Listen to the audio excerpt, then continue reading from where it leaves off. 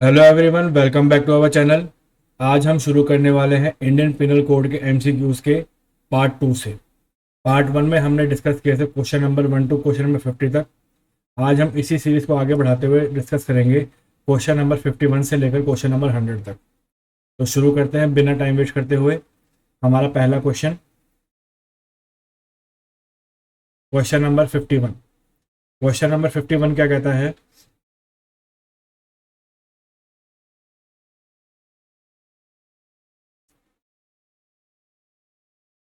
Question number 51 क्या कहता है? विच of the following statement is wrong? इनमें से कौन सी स्टेटमेंट रॉन्ग है? देख लेते हैं एक एक करके। रॉन्गफुल गेन हमें दिया हुआ है सेक्शन 23 के अंदर। क्या ये बात गलत है? नहीं, ये बात तो सही है। तो ऑप्शन ए हमारा सही है। डिसऑनेस्टली हमें दिया हुआ है सेक्शन 24 के अंदर। क्या ये बात हमारी गलत है? नहीं, ये भी सही है। फ्रॉडुलेंटली हमारा दिया हुआ 26 के अंदर। नहीं, फ्रॉडुलेंटली हमें दिया हुआ है सेक्शन नंबर 25 के अंदर। तो ऑप्शन नंबर सी गलत हो गया। तो हमारा क्वेश्चन नंबर 51 का हमारा आंसर होगा ऑप्शन नंबर सी। अगला क्वेश्चन देखते हैं।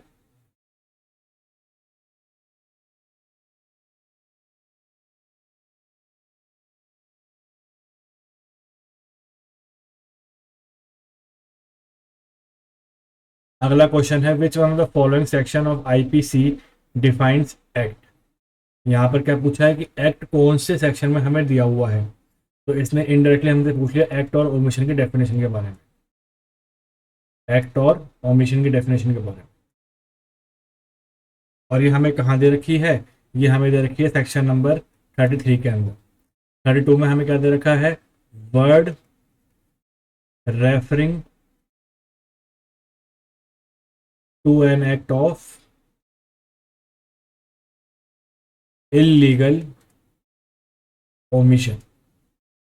23 मैंने आपको पहले बता दिया है और 24 भी मैंने आपको पहले बता दिया है। अब हम आगे बढ़ते हैं। 53 कहता है हमारा,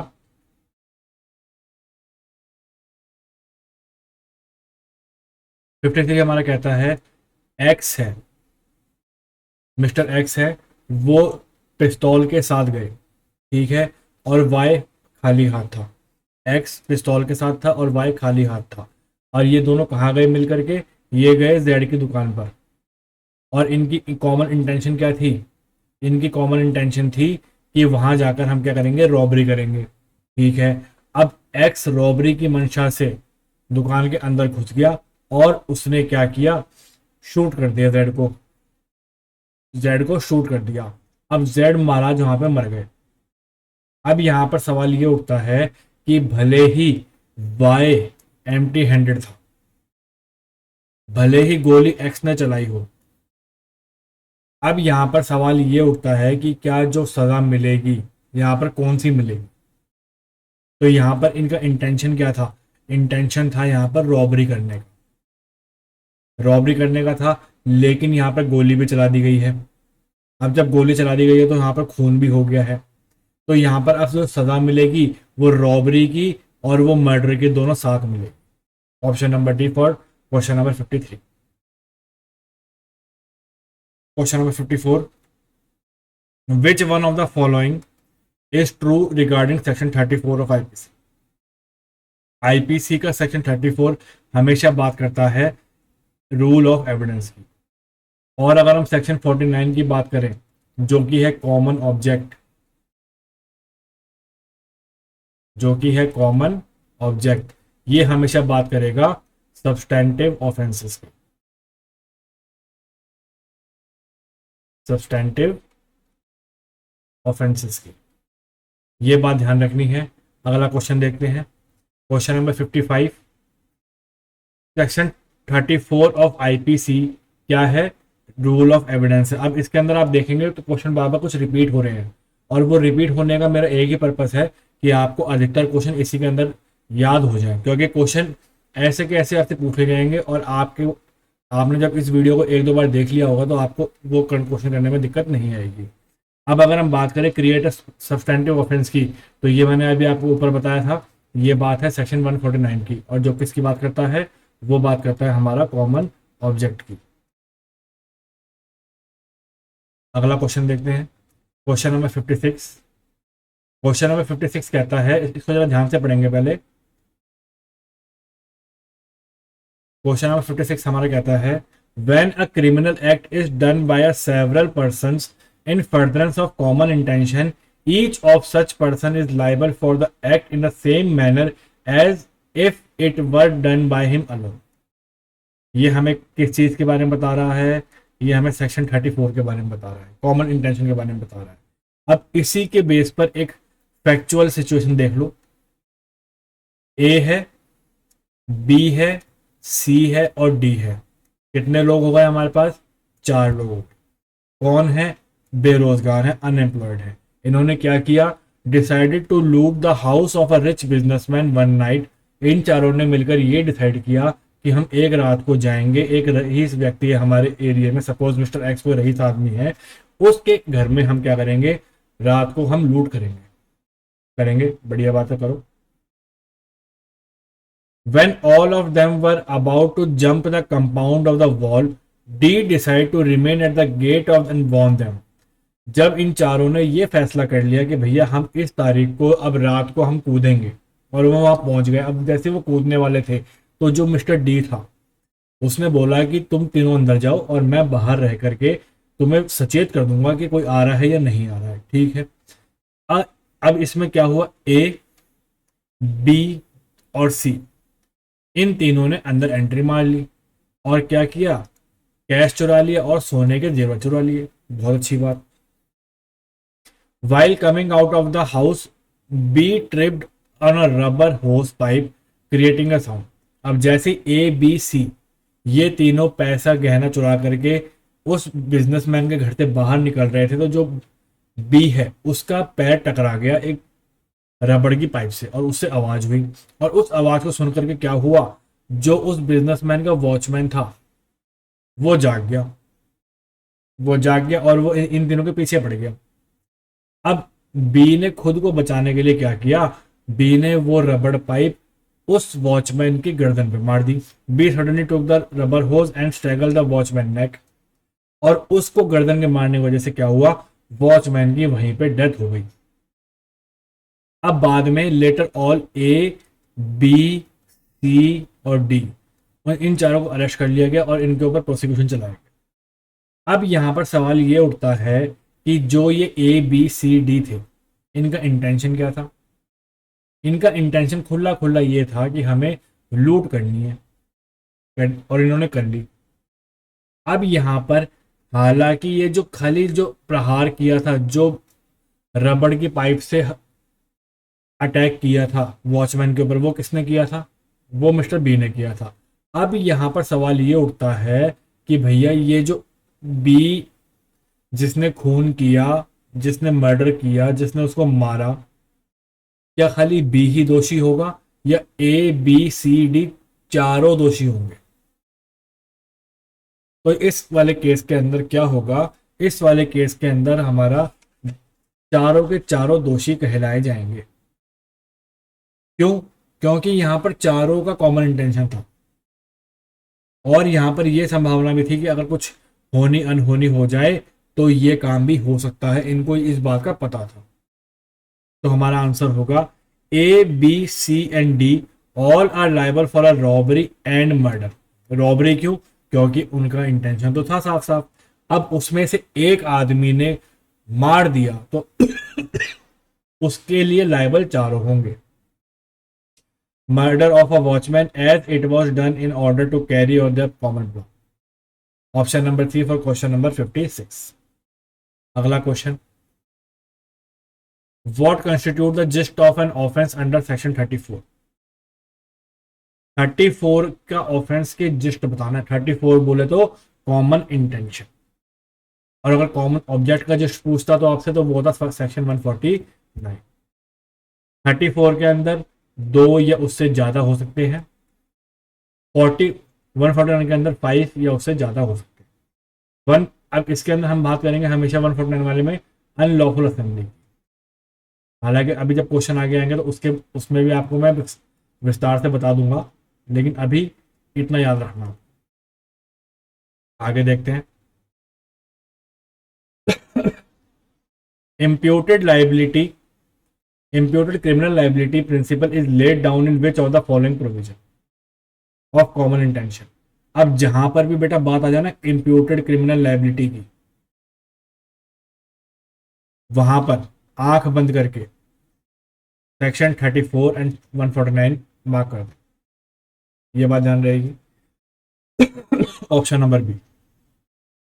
अगला question, section 34 of IPC deals with common intention. Question repeat है। Section 34 of IPC recognize one of the following principal jurisprudence. 34 की बात करता है, किसकी बात करता है? कॉमन इंटेंशन की बात करता है। और जहां कॉमन इंटेंशन आ गई तो वहां पर क्या आएगी? जॉइंट लायबिलिटी आएगी, सबकी विस्तृत, सबकी संयुक्त जिम्मेदारी आएगी। Option number B. अगला क्वेश्चन, क्वेश्चन कहता है when a criminal act is done by several each of such person liable for that in a same manner as if done him by in furtherance of common intention. कौन सा section की बात कर रहा है ये? 34। अगला question, common intention implies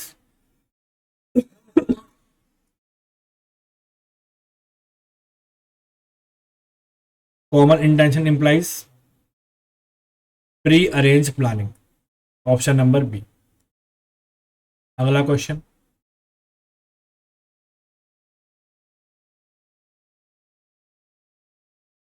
in case of common intention which of the following statement is true.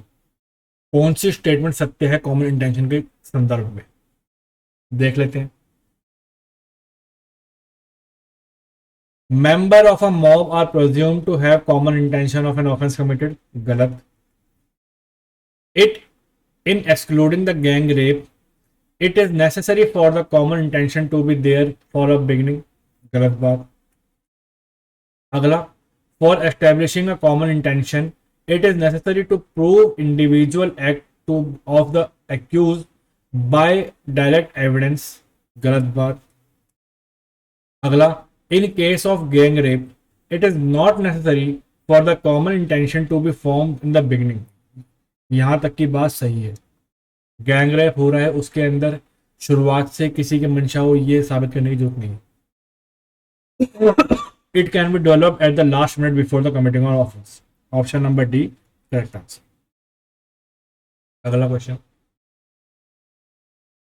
in which of the following case Privy Council make a distinction between common intention and similar intention। Privi council ने common intention और similar intention के बीच में difference कौन से case में किया था? Mahboob Shah versus King Ahmed. Option number B. अगला question, the principle of common intention applies only when, कम से कम उसके अंदर कितना होना चाहिए? 2 या उससे ज्यादा। अगर 5 की बात करेगा तो ये बात करता है अनलॉफुल असेंबली की, और जिसको कि मैंने अभी आपको पीछे बताया था क्या कहते हैं? Common object. आगे देखते हैं। अगला question, under which of the following section of IPC the principle of joint criminal liability applicable. अभी मैंने बताया आपको जॉइंट वाली लायबिलिटी किसके अंदर आएगी, तो वो आएगी हमारी 34 के अंदर। अगर 40 की हम बात करेंगे तो ये बात करता है हमारा ऑफेंसेस की, और ऑफेंसेस की एक डेफिनेशन सीआरपीसी में भी है, वो हमें दे रखी है सेक्शन 2N के अंदर। 39 की अगर हम बात करेंगे तो ये हमारी बात करेगा वॉलंटरीली की, और 36 की अगर हम बात करेंगे तो वो ये हमारा बात करेगा पार्टली बाय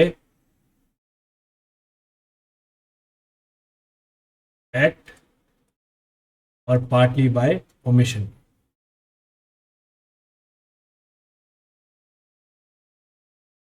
और 66 का आंसर है हमारा 34, option number C. Common intention means क्या है? कॉमन इंटेंशन का मतलब sharing of intention by all person. Option number C. अगला question, which of the following statement is correct. कौन सी स्टेटमेंट सही है? क्वेश्चन पढ़ते हैं पहले। Joint criminal liability based on criminal intention requires that, क्या चाहिए? Criminal act is done by more than one person, बिल्कुल सही बात है, ये चाहिए हमें। There is a common intention among the accuse and the person, ये भी चाहिए हमें। The accuse has a participating presence in the commission of crime, ये भी चाहिए हमें। तो ऑल ऑफ द अबव, ये तीनों एलिमेंट हमें एक इसमें चाहिए, कॉमन इंटेंशन के केस में चाहिए। अगला क्वेश्चन,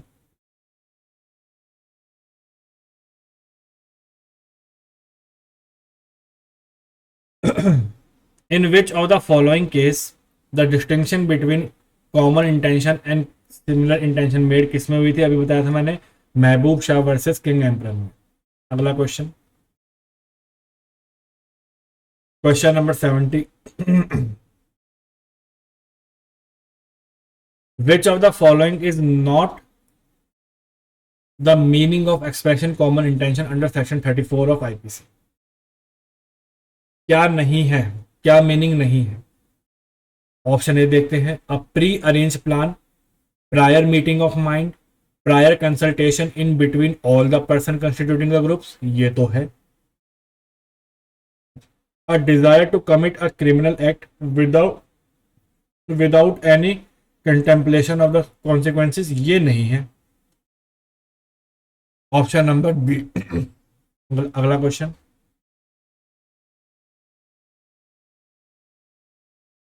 अब देखो क्वेश्चन कैसे पूछता है, अगर आपको डेफिनेशन पता होगी तो आप इसका आंसर फटाफट दे देंगे।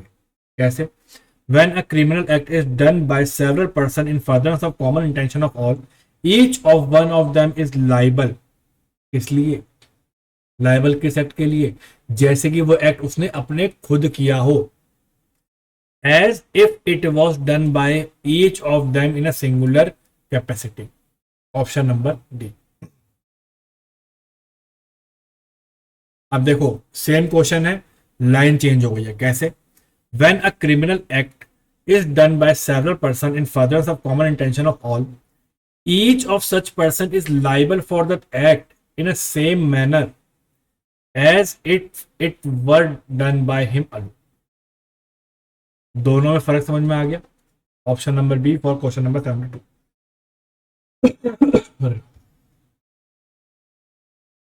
अब देखो क्वेश्चन ये रिपीट हुआ है लेकिन फॉर्मेशन चेंज हो गया। The case of Mehboob Shah and emperor was decided by which of the following courts, किसने किया था? प्रीवी काउंसिल ने। तो आपको ये चीज भी ध्यान रखनी पड़ेगी कि कौन सा केस किसने हेल्ड किया था। अब अगर हम बात करें महबूब शाह वाले केस में, जिसके अंदर मैंने आपको पहले बता रखा है कि डिस्टिंक्शन किया गया था कॉमन इंटेंशन और सिमिलर इंटेंशन में, तो वो केस किसने हेल्ड किया था? तो वो किया था हमारा प्रीवी काउंसिल। ये बात ध्यान रहेगी। आगे देखते हैं, question number 74, what is the basic difference between 34 and 149 of IPC? क्या डिफरेंस है? Section 34 creates principle of joint liability and does not create a specific offence, बिल्कुल सही बात है यहां तक। Section 149 creates a specific offence, बिल्कुल सही है। Option number A correct answer. आगे देखते हैं, क्वेश्चन नंबर 75, क्या कह रहा है?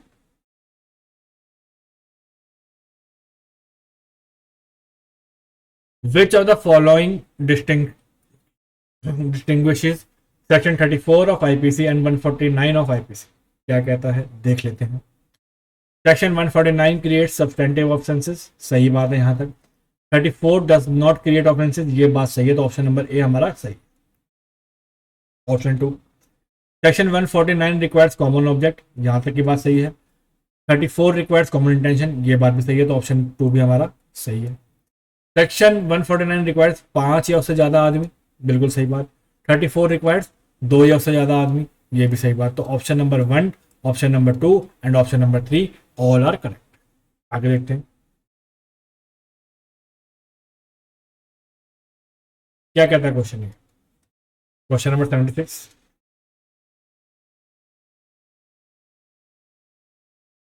क्वेश्चन कहता है ए बी सी डी, इन चारों के ऊपर चार्ज लगा, किस चीज का चार्ज लगा? डी की मर्डर का लग गया। कोई बात नहीं, but evidence prove that A B C D along with 3 other, पहले चार्ज लगा था 4 के ऊपर, लेकिन सबूतों पे क्या लगा, 4 तो ये थे ही, प्लस इनके साथ 3 और थे। अब जहां 4 + 3 हुए तो वो गए 7, 7 का मतलब 5 से ज्यादा, तो ये मामला कॉमन इंटेंशन का नहीं बना, ये बना कॉमन ऑब्जेक्ट, पहली चीज। ठीक है, आगे 3 other jointly committed offence, the court acquits A B and C, court ने ए बी सी को छोड़ दिया लेकिन डी को नहीं छोड़ा। अब इसके अंदर ये बताना है जो ये कोर्ट ने डी को नहीं छोड़ा, क्या इसकी जो इस कोर्ट ने पनिशमेंट करी है या जो भी या जो भी इनको वो एक्विशन दिया है, क्या वो लीगली वैलिड था या नहीं था। तो ये the conviction of D is legally valid, option number ए। आगे बढ़ते हैं। अब ये वाला जो क्वेश्चन है, ये क्वेश्चन आपका इलस्ट्रेशन बेस है और बहुत इंपॉर्टेंट भी है, क्योंकि आपसे इलस्ट्रेशन ऐसे कैसे पूछ ली जाती है। देखते हैं एक बार। एसर्शन दे रखा है कि एक्स एंड वाई, इन्होंने क्या किया, इंडिपेंडेंटली, मतलब एक्स भी चाहता था कि वो जेड को मारे और वाई भी चाहता था कि वो जेड को मारे, लेकिन इन दोनों में कोई म्यूचुअल एग्रीमेंट नहीं था। एक्स भी चाहता था कि मैं इसको मारूं और वाई भी चाहता था मैं इसको मारूं, लेकिन इन दोनों में आपस में कोई कोऑर्डिनेशन नहीं था। इन्होंने अलग अलग प्रयास किए। कैसे? According each of them separately infected the wound on Z, मतलब एक्स ने अलग मारा और वाई ने अलग मारे। ठीक, who dies in the consequences. अब क्या हुआ, जेड महाराज नमस्ते बोल गए, X and Y are liable for murder with the aid of section 34 IPC. क्या यहां पर एक्स और वाई 34 के अंदर लाइबल होंगे? हाँ, अगर ये ऐसे बोलता कि X and Y both together, दोनों ने मिलके मारा, तब तो 34 लग जाती, लेकिन यहां पर इसने स्पेसिफिकली बोल दिया इंडिपेंडेंटली, अलग अलग मारा है, तो 34 लगने का तो सवाल है ही नहीं, तो ये ऑप्शन तो गलत हो गया। आगे देखते हैं। When a criminal act is done by several person in furtherance of common intention of all, each of such person is liable as if it the whole act is done by him alone. इसकी बात कह रहा है, 34 की बात कह रहा है, और ये स्टेटमेंट सही है, तो एसर्शन गलत है और रीजन सही है, तो ऑप्शन नंबर डी। आगे देखते हैं क्या कहता है। Which one of the following statement regarding 34 and 149 of IPC is correct. अब पहली बात तो ऑप्शन ए कहता है common intention and common object both are same. क्या ये ऑप्शन हमारा सही है? ये ऑप्शन हमारा बिल्कुल भी सही नहीं है। क्यों? क्योंकि कॉमन इंटेंशन भैया आपकी बात करता है 34 की, और कॉमन ऑब्जेक्ट बात करता है आपकी 149 की। कॉमन इंटेंशन आपकी बात करता है 2 से ज्यादा, और कॉमन ऑब्जेक्ट बात करता है 5 से ज्यादा, तो कैसे सेम हो गया? तो ऑप्शन गलत हो गया। Both are themselves distinct offences, ये भी नहीं है। क्यों? क्योंकि 34 की अगर हम बात करेंगे तो वो किसकी बात करता है? रूल ऑफ एविडेंस की, और 149 की बात करता है तो वो कहता है सब्सटेंस ऑफ ऑफेंसेस की, तो ये भी गलत हो गया। आगे देखते हैं। 34 initiates a mere principle of a liability and creates no offence, ये बात यहां तक तो बिल्कुल सही लगेगी। आगे, while section 149 creates specific offences, तो option number C for question number 78 is correct answer. आगे देखते हैं question number 79। Section 34 of IPC provide for a liability based on a common intention, consider the following situation. देख लेते हैं क्या लिखा होगा। Situation 1, the weapon used in offence was found in S house. क्या ये सिचुएशन सही है? नहीं है, ऑप्शन नंबर 1 गलत। Option number 2, A has procured the weapon of a offence voluntarily to aid the criminal gang, ये बिल्कुल सही फिट बैठ रहा 34 में। A was compelled under threat his to procure the weapon offence, गलत है। Weapon was supplied receipt value of the weapon, गलत बात। ऑप्शन नंबर 2 करेक्ट आंसर, तो ऑप्शन नंबर सी। अगला क्वेश्चन, क्वेश्चन नंबर 80।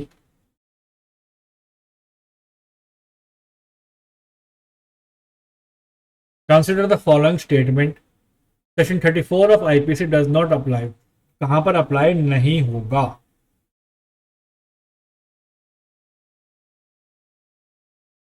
34 कहां पर अप्लाई नहीं होगा, देख लेते हैं।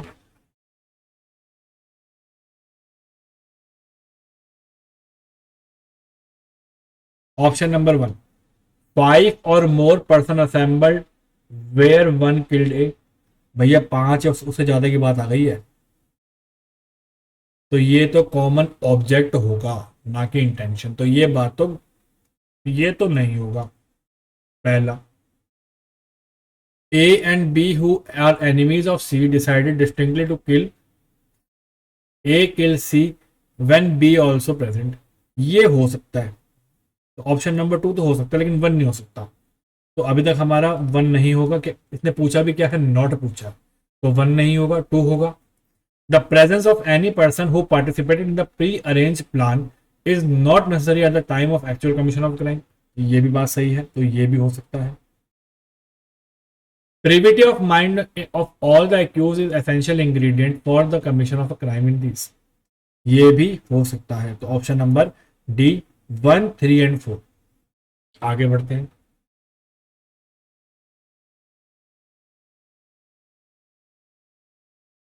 Question number 81, it has been alleged that L M N P Q and R, कितने लोग हुए? 1 2 3 4 5 6, 6 लोग हुए, ठीक। With a common object, common object इसने क्यों बोला, इंटेंशन क्यों नहीं बोला? क्योंकि आदमी 5 से ज्यादा है, ठीक है। Of taking forcible possession of a land belonging to Y, Y की जमीन पर जबरन कब्जा करने के लिए L M N P Q R गए, चलो अच्छी बात है। पी, अब इनमें से जो पी था उसने वाई को ग्रीवियस हर्ट पहुंचा दिया, ठीक। अब क्या हुआ, presence of Q and presence of R is doubtful by the court, मतलब 6 में से टोटल 6 आदमी थे, इसमें से 2 लोगों की प्रेजेंस कोर्ट ने डाउटफुल रख दी, तो अब आदमी कितने बच गए? 4 बच गए। अब जहां आदमी 5 से कम हो गए, वहां अपने आप समझ जाना कॉमन ऑब्जेक्ट तो हट जाएगा और कॉमन इंटेंशन आ जाएगा। अब देखते हैं इसका answer. L M N R guilty of offence committed by P on the basis of 149, क्यों? जब 2 लोग हट गए तो ये तो गलत हो गया। L M N R guilty of unlawful assembly, क्यों भाई? ये भी गलत हो गया। L M N R guilty on the basis of 34, हाँ क्यों? क्योंकि 6 में से 2 गए 4, और 5 से कम में क्या लगेगी? कॉमन इंटेंशन लगेगी, तो option number C. Common intention implies pre arrange planning, question repeat है ये भी रिपीट है। One a criminal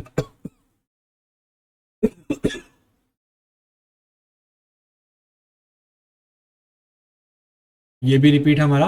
when a criminal act is done by several person in furtherance of common intention of all, each of such person is liable as if it the whole act is done by him alone. आगे बढ़ते हैं। Question number 84, A is found guilty of attempt to murder in furtherance of common intention under which of the following situation can his presence and the proof। अब ए जो है वो किसी अपराध में मर्डर का दोषी पाया गया, अब इनमें से कौन सी ऐसी सिचुएशन है जिसको हम इसको दोषी ठहरा सके? तो क्या है? A procure the weapon of offence voluntarily, यही इसकी सही बैठ रही है, option number A. Question number 85,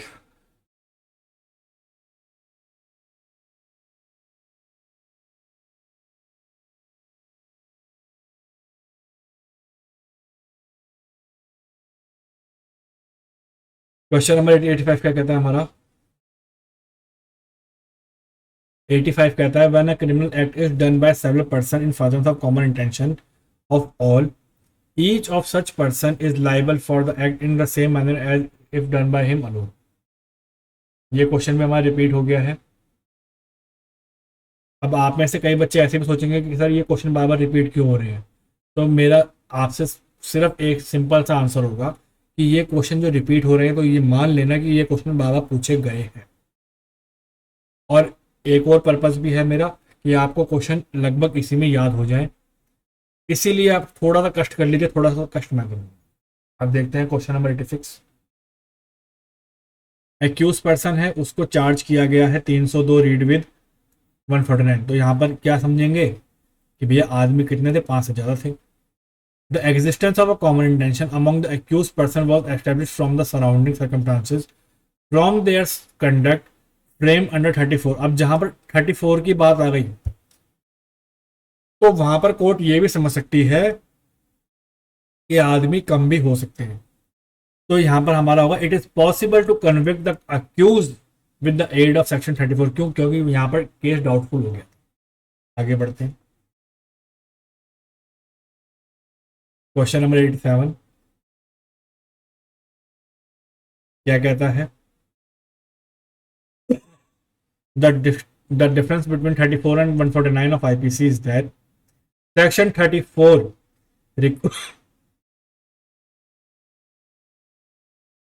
requires active participation, यहाँ पर active है, active participation where 149 attract even membership of an unlawful assembly, option number C. आगे देखते हैं question number 88।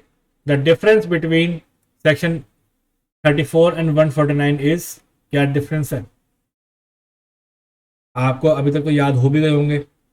The section 34 requires active participation, 34 में एक्टिव पार्टिसिपेशन की बात करता है और सेक्शन 149 में बात क्या करता है? पैसिव मेंबरशिप की, option number C. Question number 89 ये रिपीट है, इस पर हम टाइम वेस्ट नहीं करेंगे।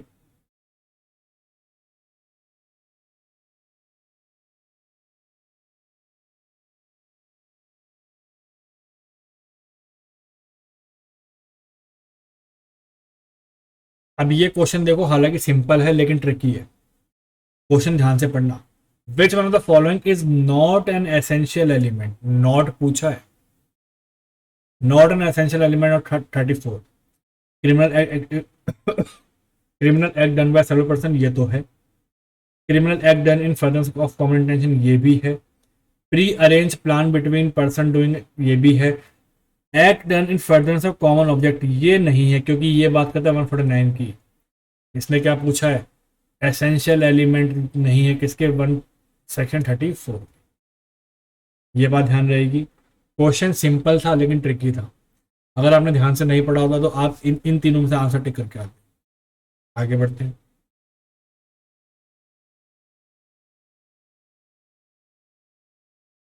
क्वेश्चन 94 91 क्या कहता है? ये रिपीट है, इसके ऊपर हम टाइम वेस्ट नहीं करेंगे, आपका होमवर्क है, ये आपका होमवर्क है। अगला, which one of the following case in case relating to section 34 of IPC, इनमें से कौन सा केस 34 से संबंधित है? Barendra Kumar Ghosh versus king emperor. इसमें यह हुआ था कि घटना स्थल पर जो मौजूद भी है उसको भी हम liable ठहराएंगे।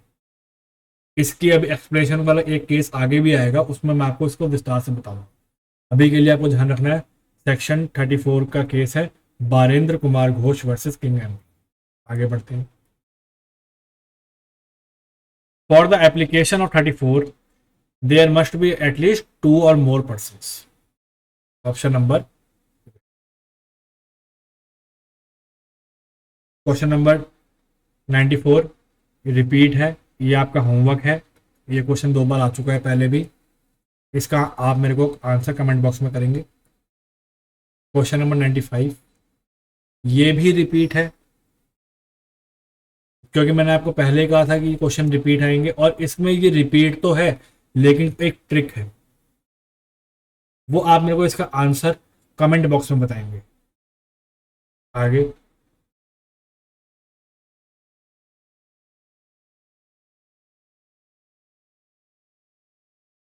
Question number 97, to establish section 34 of IPC both common intention and overt act has to be proved. Option number B, दोनों का साबित होना जरूरी है। क्वेश्चन नंबर 99, 98,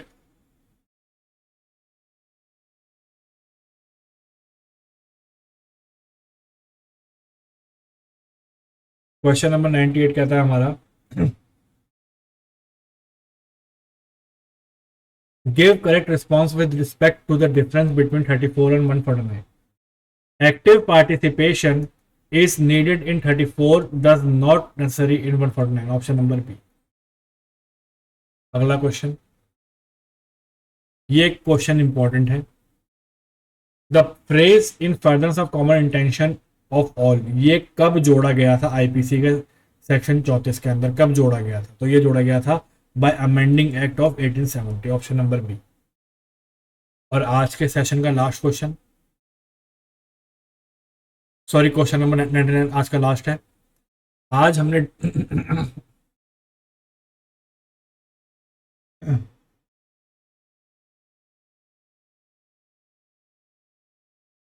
आज हमने पार्ट 2 डिस्कस किया, जिसमें हमने 51 से लेकर 99 तक डिस्कस किए हैं। अगले वीडियो के अंदर हम 100 से लेकर 149 तक डिस्कस करेंगे। आई होप आपको सेशन अच्छा लगा होगा। अगर आपको सेशन अच्छा लगा तो आप इसको प्लीज़ लाइक करें, शेयर करें, कमेंट करें और सब्सक्राइब करें। मिलते हैं अगले सेशन में, तब तक के लिए thank you very much. Goodbye and take care.